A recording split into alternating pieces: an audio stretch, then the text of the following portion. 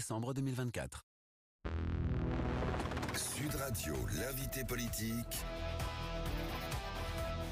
Jean-Jacques Bourdin. Manon Aubry, notre invitée, députée européenne LFI. Bonjour Manon Aubry. Bonjour. Merci d'être avec nous. Je voudrais revenir sur les images que l'on a vues hier.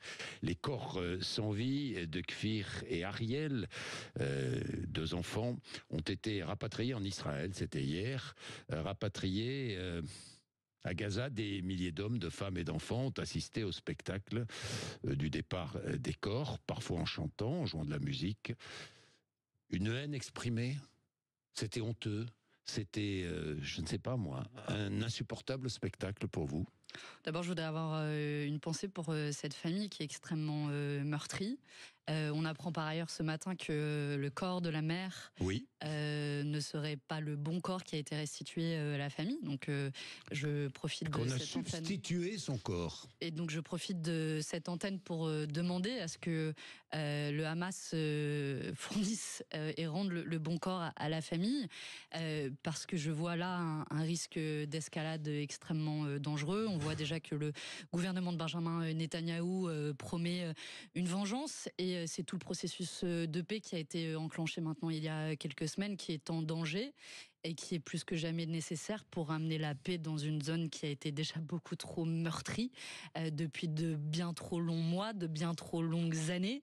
Ce que j'espère, c'est que ce processus de paix pourra néanmoins aller à son terme le plus rapidement possible. Mais ces images, vous avez vu ces images ? Elles sont troublantes, oui.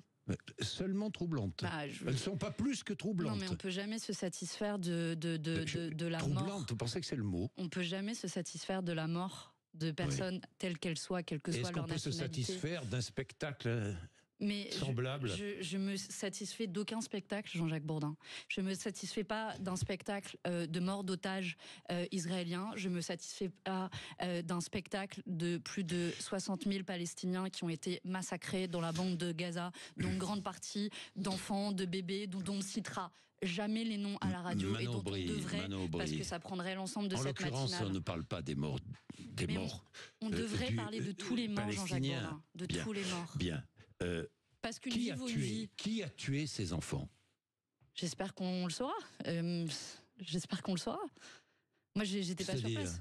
J'espérais qu'on le saura. Manifestement, le Hamas. Mais voilà. C'est pas ce que dit votre ami Rima Hassan. Hein. Elle dit que ce sont les Israéliens qui ont tué ces enfants.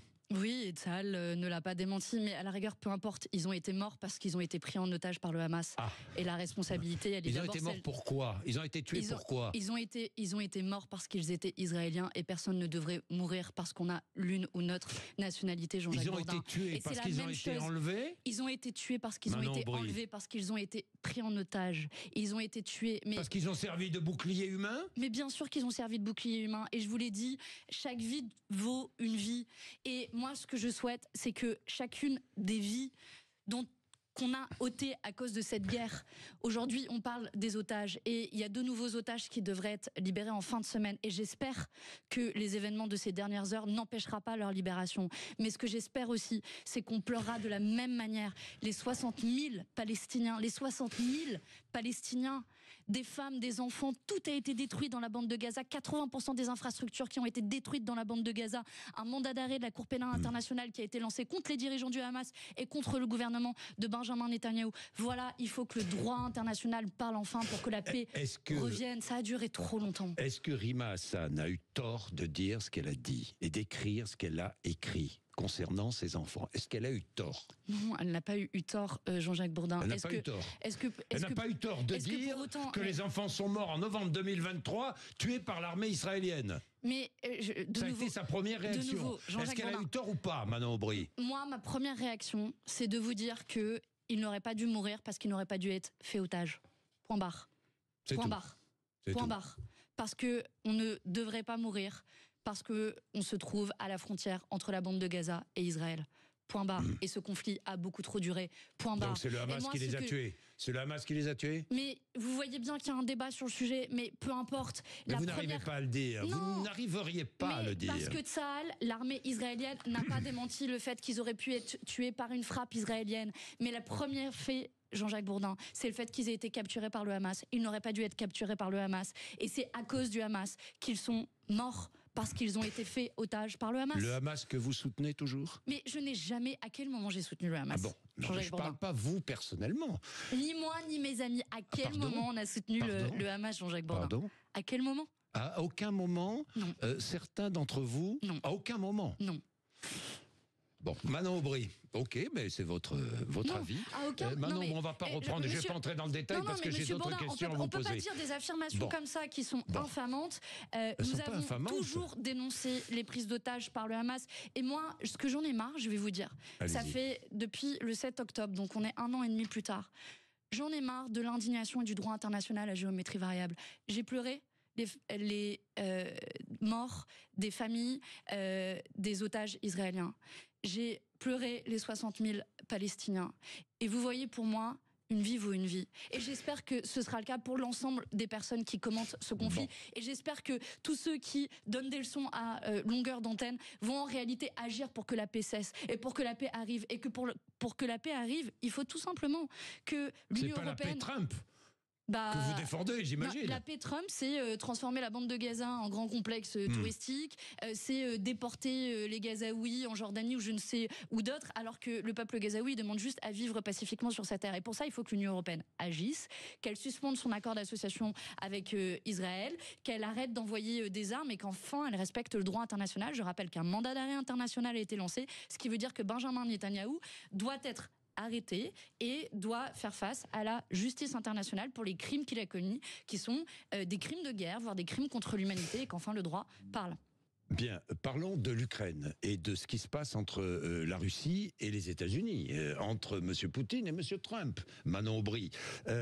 Emmanuel Macron s'est exprimé hier et il propose un emprunt européen de 500 milliards d'euros pour aider l'Ukraine et pour réarmer l'Europe. C'est une bonne idée, vous soutenez ? Écoutez, d'abord, ce que je regrette, c'est que l'Union européenne ait été aux abonnés absents quand même dans cette affaire. Non, mais je vous pose une question directe. Ne partez pas sur un autre chemin. Non, mais j'y arrive. Dites, répondez-moi, est-ce que vous êtes d'accord ou pas? La question, c'est la paix en Ukraine. Ouais. Si il est proposé de faire un emprunt et d'investir davantage dans notre industrie militaire, c'est pour faire la paix? Est-ce que vous pensez pas que le meilleur... Donc vous êtes contre? Moi, ce que j'observe, c'est que des facilités budgétaires sont toujours à géométrie variable. De l'argent, il y en a pour l'armée, mais il n'y en a pas pour nos hôpitaux, il n'y en a pas pour nos écoles. Je vous pose une question, mais Manon Aubry, vous êtes en train de dévier. Je vous pose une question stricte et claire et précise. Oui ou non? Est-ce que vous approuvez la volonté d'Emmanuel Macron? Oui ou non? Je vous le dis, que je préférais que l'argent soit d'abord investi là où il y en a besoin, pour nos hôpitaux, pour nos écoles. Et ce que je regrette, c'est que... Donc vous dites non. C'est que vous avez Donald Trump qui dit il faut augmenter les dépenses militaires à hauteur de 5% du PIB, qui siffle, et puis l'Union européenne qui rapplique tel un petit toutou. Vous dites non. Donc moi je pense que nos dépenses militaires doivent être ciblées, on en a besoin. On a besoin de dépenses militaires, mais je pense qu'avant d'investir encore plus dans l'armée, on doit aussi se poser la question de nos services publics, par exemple. Bien. Donc vous dites non. En l'état, je dis non. Ah, ben voilà, j'ai bien obtenu ce que je voulais. Mais il a fallu un peu de temps, Manon Aubry, mais c'est comme ça, c'est le jeu. Bien, Emmanuel Macron, Manon Aubry, je vais passer à autre chose. Vous comprenez qu'il faut expliquer la situation, et notamment le fait que l'Union européenne n'ait pris aucune initiative pour la paix en Ukraine, qu'elle ait été complètement absente de l'ensemble des débats, et que maintenant, on doit notre salut à Donald Trump pour faire la paix en Ukraine. Tout ça n'est pas sérieux. Maintenant, l'Union européenne n'a pris aucune. Ça fait 3 ans, Emmanuel Macron à Washington, c'est une initiative. Emmanuel Macron à Washington, c'est une initiative. Vous êtes d'accord avec moi? Lundi ou mardi. Quel message doit-il porter, selon vous, face à Trump? Quel message? Sur l'Ukraine spécifiquement ou plus généralement? Oui. Sur l'Ukraine spécifiquement, il faut que Emmanuel Macron porte une initiative diplomatique qui mette l'ensemble des protagonistes autour de la table. Dit autrement, on ne fera pas la paix juste avec Donald Trump et Vladimir Poutine qui se partagent la carte de l'Ukraine. Ce qu'on a besoin, c'est d'avoir évidemment l'Ukraine autour de la table, évidemment l'Union européenne autour de la table, et pour le moment, les deux ont été écartés. C'est ce qu'il va lui dire. Et si Trump lui dit, c'est moi qui décide, décide et je décide avec M. Poutine. Et c'est là où on a besoin d'une force des 27 États membres de l'Union européenne. Parce que je pense que Donald Trump ne peut pas faire sans la voix des 27 États membres. Et la difficulté aujourd'hui, et c'est pour ça que je reviens sur les 3 ans de guerre qui se sont passés, c'est que l'Union européenne a parlé d'une voix extrêmement divisée, d'une part, et d'autre part, qu'elle n'a pris aucune initiative. Si l'Union européenne avait pris une initiative diplomatique dans ces 3 dernières années, on n'aurait pas attendu que Donald Trump le fasse à ses conditions à lui, qui sont les conditions de Vladimir Poutine et qui ne peuvent être les conditions de la paix. On ne peut pas demander à Vladimir Poutine de choisir lui-même les conditions auxquelles il fait la paix. La sécurité de l'Ukraine et celle de l'Europe sont-elles indissociables, Manon Aubry? Bien sûr qu'elles sont liées. Je veux dire, on partage des centaines de kilomètres de frontières avec l'Ukraine, c'est une évidence. Et la Russie est un ennemi aujourd'hui? Non, vous savez, je pense qu'il ne faut pas avoir d'ennemis. C'est quoi alors? C'est un adversaire? Sans doute, un adversaire en termes de valeurs, un adversaire Je dis ça parce que quelques jours avant l'invasion de l'Ukraine, Jean-Luc Mélenchon parlait de partenaire, lui. Écoutez, quand vous devez aujourd'hui dialoguer, y compris Emmanuel Macron lui-même l'avait dit, on fait rarement la paix avec ses amis. Et si vous voulez avoir Vladimir Poutine autour de la table pour négocier la paix, il faut que Vladimir Poutine arrive autour de cette table. Et donc pour ça, il faut dialoguer. Est-ce que pour autant, ça fera de nous un ami de Vladimir Poutine? Je ne pense pas, au vu du peu de valeurs qu'on partage avec eux. Est-ce que la France doit quitter l'OTAN? Je pense qu'elle doit au moins quitter son commandement armé. Et on voit bien aujourd'hui que la fuite en avant de l'OTAN, qui est aujourd'hui une alliance militaire à la solde des États-Unis et donc de Donald Trump, est un danger. Est un danger qui nous amène à donner des débouchés militaires à l'industrie militaire américaine, qui nous amène à dépenser toujours plus en termes de dépenses militaires et qui est aujourd'hui qui nous offre pas les conditions de notre indépendance. Donc, alors, augmentons notre défense européenne. Mais aujourd'hui, le problème de la défense européenne telle qu'elle nous est proposée, c'est qu'elle est précisément inscrite dans les pas de l'OTAN. Moi, ce que je demande, c'est un cadre indépendant de l'Union européenne. Ça n'existe pas à l'heure actuelle. Plus. Avec un cadre indépendant, on dépense plus. Ça ne veut pas forcément dire qu'on dépense plus. Ça veut juste dire qu'on ne dépense pas dans une industrie militaire américaine sur laquelle vous êtes nécessairement dépendant. Si vous devez acheter des armes, de l'armement tel qu'il soit aux États-Unis, forcément, ça donne un pouvoir aux États-Unis. Et moi, je ne souhaite pas qu'on donne ce pouvoir, qui plus est, à un président dont on voit bien que les volontés impérialistes n'ont pas de limite. Je reviens en France. La Cour des comptes sur les retraites, la Cour des comptes a donné des chiffres hier. 15 milliards de déficit pour le régime entre 2030 et 2035, 15 milliards de déficit prévus, et 30 milliards dans 20 ans. Bon, alors que faut-il faire? C'est beaucoup moins que ce que François Bayrou avait annoncé. Oui, c'est vrai, il avait annoncé 55 milliards, si mes souvenirs sont exacts. C'est exactement ça. Manon Aubry, j'ai regardé les propositions des uns et des autres. J'en reprends une. Le patron de la Confédération des PME, ici nous défendons les PME, propose de supprimer 3 jours fériés par an. Les salaires non touchés alimenteraient un compte pour des retraites futures des salariés. Une sorte de capitalisation, comme ça existe dans le domaine public, comme ça existe pour les fonctionnaires. C'est une mauvaise idée? Moi, j'ai une autre proposition à vous faire plutôt que de faire travailler plus les gens. Répondez-moi à cette question. C'est une mauvaise déjà. idée. Mauvaise idée. Et je vous fais une autre proposition qui rapportera bien plus d'argent, qui est celle de mettre à contribution les dividendes. Vous savez que les dividendes aujourd'hui ne sont pas imposés par les mêmes cotisations sociales que le travail.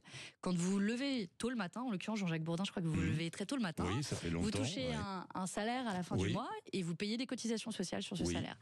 Bernard Arnault, qui va toucher des milliards d'euros de dividendes, qu'il va mettre dans une holding, lui ne va pas contribuer à la solidarité nationale, comme nous le faisons tous. Il contribue à par la hauteur ailleurs de nos à la moyens. solidarité nationale. Non, c'est pas vrai, Jean-Jacques Bourdin. La en France créant est un des emplois, vous contribuez à la richesse nationale. La France est un paradis fiscal pour les milliardaires. Et par ailleurs, vous le savez, puisque vous défendez les PME, vous l'avez dit, les premiers pourvoyeurs d'emplois en France, ce sont les petites entreprises. Ce n'est pas Bernard Arnault, ce sont les petites entreprises. Lesquelles petites entreprises font face à une concurrence déloyale par rapport aux grandes entreprises multinationales. Et vous savez, je ne sais pas si on aura le temps d'en parler, hier a été adoptée une taxe de 2% sur le patrimoine des milliardaires. À l'Assemblée nationale, en tout cas de ceux qui possèdent plus de 100 millions d'euros de patrimoine. Donc on parle d'à peine 1800 personnes, 1800 foyers fiscaux, donc c'est probablement pas les gens qui nous écoutent ce matin. Et rien que ça... Pourquoi pas si Bernard Arnault nous écoute, je le salue bien évidemment. Mais Bernard Arnault Arnault, vous avez choisi, c'est l'étendard de la colère. Non, mais c'est assez symptomatique, Jean-Jacques Bourdin. Je vous le disais, quand vous avez Bernard Arnault qui reçoit le gros de sa rémunération à travers des dividendes, qu'il place dans une holding sur lequel il ne paye pas d'impôts, alors que chaque Français qui se lève le matin va payer des impôts, eh bien, il y a une injustice. Et moi, je suis fière qu'hier ait été adoptée cette loi avec cette toute petite taxe de 2% qui va rapporter jusqu'à 20 milliards d'euros à l'heure où on a l'État français qui cherche beaucoup d'argent et qui veut mettre à contribution les Français, qui veut faire saigner les Français en augmentant leur facture d'électricité, en faisant payer plus cher les médicaments. Ben moi, je préfère qu'on mette à contribution. Très bien, mais moi je reviens sur mon idée de forme de capitalisation. Ça existe dans le privé, ça marche très bien et c'est géré par les syndicats. Non, c'est la gestion de l'inégalité. C'est la gestion. C'est pas géré par les syndicats.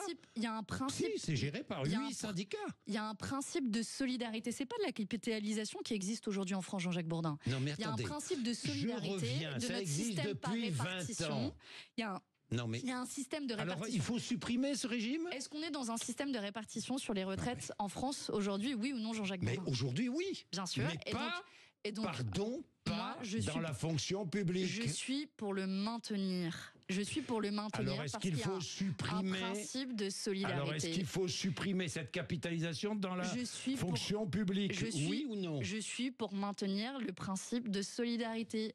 Et ce principe de solidarité, il permet aujourd'hui que chacun contribue à la hauteur de ses moyens et puisse toucher une retraite digne de ce nom. Et c'est insupportable que aujourd'hui, c'est pas BlackRock qui possède nos retraites. Est-ce que c'est BlackRock qui possède nos retraites aujourd'hui ? Est-ce que c'est BlackRock ? Alors, je vous pose une question. Je vous pose une question, Manon Aubry. Est-ce que c'est BlackRock qui possède les avoirs des fonctionnaires aujourd'hui dans la capitalisation ? Parce que je vous le dis qu'on a, essentiellement un système de répartition. Mais je vous pose la question. Mais on n'est pas d'accord sur la manière dont fonctionne notre système aujourd'hui.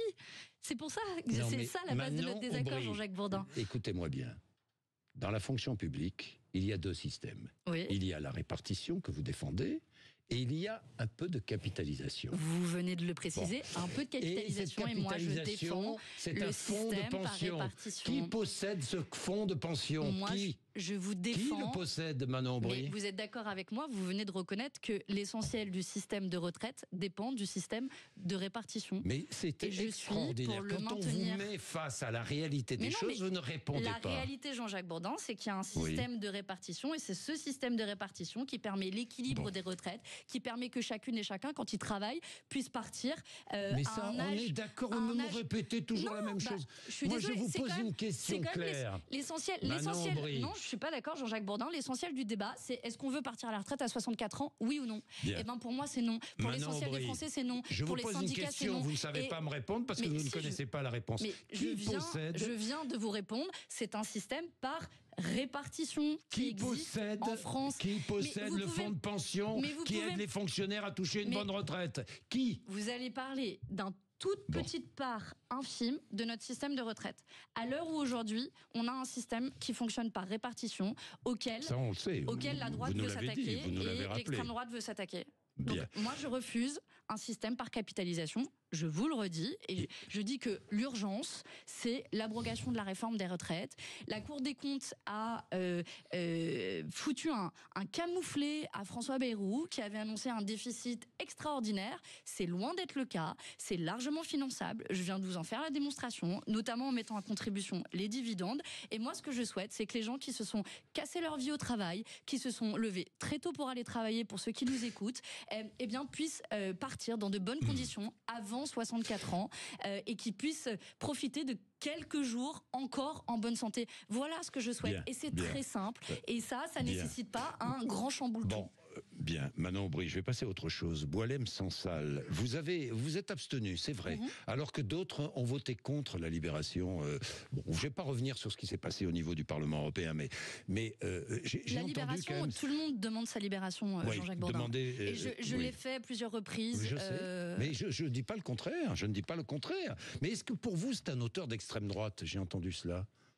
C'est un auteur qui défend des positions avec lesquelles je suis pas toujours d'accord. Est-ce que ça fait de lui un auteur d'extrême droite ? J'en sais rien.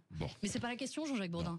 C'est un auteur, c'est un écrivain. La question, c'est qu'il faut qu'il soit libéré. Exactement, et sans condition. Et on ne devrait jamais être emprisonné pour des écrits et pour des paroles qu'on tient. La fermeture de C8 et Énergie 12, est-ce que vous vous réjouissez ? L'enjeu, c'est est-ce que le droit a été enfin garanti. Vous savez, quand vous avez une chaîne, un créneau sur la TNT, il y a des contreparties. Dans ces contreparties, vous avez le respect de la pluralité, le respect des droits fondamentaux. Et quand C8 a été rappelé à l'ordre à plus de 35 reprises par l'Arcom pour canular homophobe, pour baiser forcé, pour insulte, Cyril Hanouna a été condamné hier par la justice française pour des insultes envers mon collègue Louis Boyard. Il a été condamné à plus de 4 000 € d'amende. J'ai moi-même fait les frais aussi d'insultes de la part de Cyril Hanouna, d'appels au cyberharcèlement. Oui, il y a aujourd'hui un droit qui doit être respecté et l'Arcom a fait prévaloir ce droit. Elle a fait son travail. Elle a fait son travail. Elle a eu raison de faire son travail. Par exemple, Jean-Jacques Bourdin, je ne pense pas que Sud Radio ait fait l'objet d'autant de réprimandes et de rappels à l'ordre que C8. Non. Et donc, à partir du moment où C8 ne respecte pas les règles du jeu, qui sont des règles de pluralité et de respect des droits fondamentaux. Enfin, je veux dire, quand vous faites des trucs homophobes, ça tombe sous le coup de la loi. D'expression, fermer une chaîne. Mais il n'est pas question de liberté d'expression. Quand il s'agit de faire des choses illégales, c'est plus de la liberté d'expression. Si vous tenez des propos racistes, si vous violez la loi, c'est plus de la liberté d'expression, Jean-Jacques Bourdin. Et donc, à partir du moment où il y a des règles qui sont faites et qu'elles sont violées, des propos racistes en connaissance de cause, oui, des propos racistes ont pu être tenus sur l'antenne de C8, mais surtout, si je fais la liste de l'ensemble des rappels à l'ordre de l'Arcom, ils sont assez longs, assez importants, et c'est normal qu'à la fin, l'Arcom siffle à la fin de la récré et dit: on vous a rappelé à l'ordre un certain nombre de fois, pas une fois, pas deux fois, 35 fois, avec des condamnations. Eh bien, si vous voulez ne pas respecter les règles, dans ce cas, alors vous êtes sanctionné et on vous retire l'accès à la TNT. Par ailleurs, C8 peut émettre sur les réseaux sociaux s'ils le veulent, mais on vous retire l'accès à la TNT et je trouve ça absolument normal. Merci Manon Aubry d'être venu nous voir ce matin sur l'antenne de Sud Radio, où, je le dis toujours, la liberté d'expression, c'est la liberté de toutes les expressions. C'est jamais la liberté d'une seule expression. Il est 8h57. Merci d'être avec nous. Sud Radio.